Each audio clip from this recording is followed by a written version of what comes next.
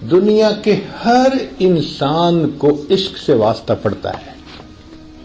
یہ الگ بات ہے کہ خالق کا ہو یا مخلوق کا ہو، مگر کوئی انسان ایسا نہیں کہ جس کا واسطہ عشق سے نہ پڑے. ایسے ہی ہے جیسے ہم یوں کہیں کہ کمرے میں یا تو روشنی ہوگی ورنہ اندھیرا ہوگا، اسی طرح یا تو دل میں اللہ رب العزت کی محبت کی روشنی ہوگی ورنہ مخلوق کی محبت کا اندھیرا ضرور ہوگا. ہر انسان کو عشق سے واسطہ پڑتا ہے، پتھر سے ہو، خدا سے ہو یا پھر کسی سے ہو، آتا نہیں ہے چین محبت کیے بغیر. دل بہر محبت ہے، محبت یہ کرے گا. دل بہر محبت ہے، محبت یہ کرے گا. زبان کا بولنا، کان کا سننا، دماغ کا سوچنا اور دل کا کام محبت کرنا. دل محبت کیے بغیر نہیں رہتا. تو جب محبت ہی کرنی ہے تو کیوں نہ انسان اللہ رب العزت سے محبت کرے. اس لیے محبت کا لفظ نکلا ہے حبا سے. حبا عربی میں کہتے ہیں دانے کو.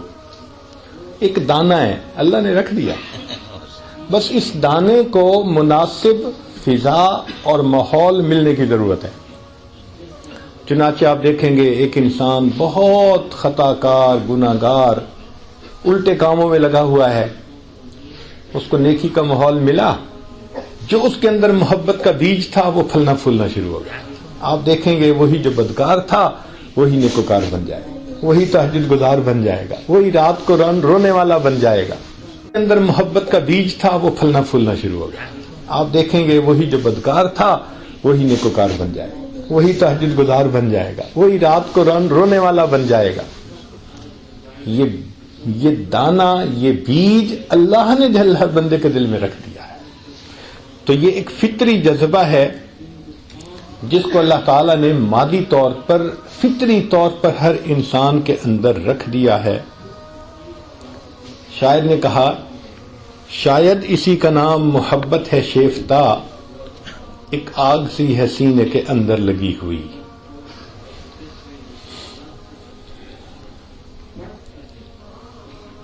جب یہ محبت بڑھتی ہے تو پھر انسان کو بے خود کر دیتی ہے. اور اللہ تعالیٰ چاہتے ہیں کہ میری یہ محبت انسان کے دل میں شدید ہو. پانی گرم ہوتا ہے، شدید ہو. پانی گرم ہوتا ہے، ایک ہوتا ہے ہاتھ دھونے کے لیے گرم پانی، وہ کم گرم ہوتا ہے. ایک ہوتا ہے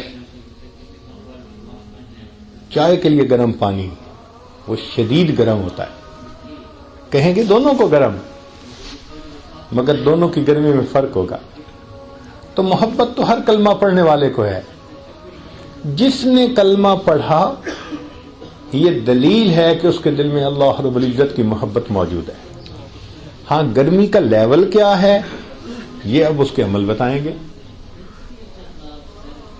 اگر کم لیول ہے تو بس 2 نمازیں پڑھ لی، 3 پڑھ لی، کوئی مس بھی ہو گئی.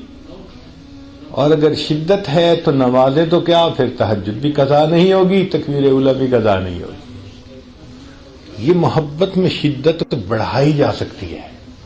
اس لیے فرمایا والذین آمنوا اشد حبا للہ، ایمان والوں کو اللہ سے شدید محبت ہوتی ہے.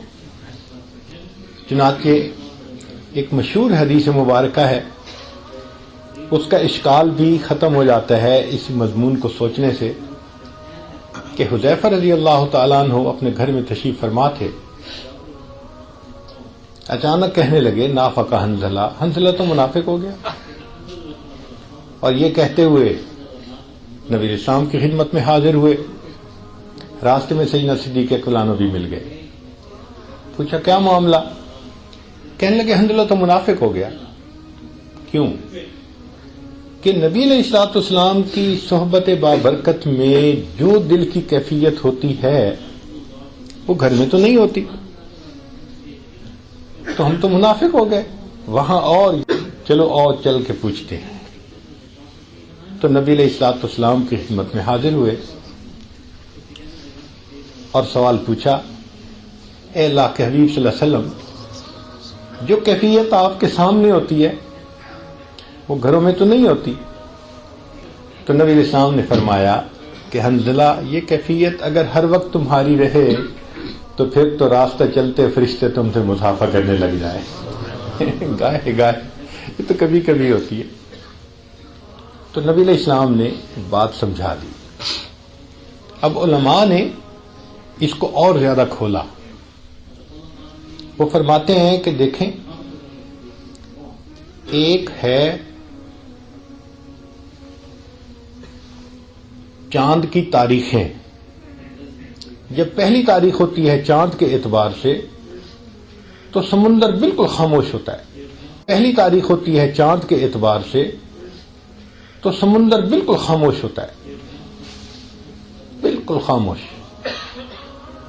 پھر جب چاند کی تاریخیں بڑھنی شروع ہو جاتی ہیں تو 15 تاریخ کو جب چاند پوری آب و تاب سے روشن ہوتا ہے، اس وقت ہائی ٹائیڈ ہوتی ہے، سمندر کی لہریں 15 فٹ اوپر اٹھ رہی ہوتی ہیں۔